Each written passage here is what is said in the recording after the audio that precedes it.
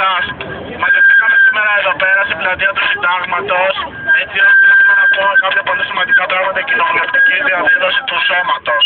Είναι μαζί μας κάποια πολύ σημαντικά πρόσωπα του Συντάγματος και είναι η ΜΟ και Τρέτη και Τρέτη, Ευρωβοκόλιος. Είναι μαζί μας ο κύριος Τεφτεφ.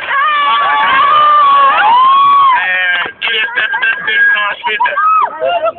Εγώ ως ο πρώτος εκπρόσωπος του Τμήματος Αραβώνος και Δημοσίας Λήψης Ναρκωτικών έχω να δηλώσω ότι κάτι πάει στραβά με τα Expression Interpretation Intelligence και γι' αυτό κάτι δεν πάει σωστά στο σύστημα. Δεν ξέρω αν συμφωνεί και ο Μεσχές Σάκης από εκεί.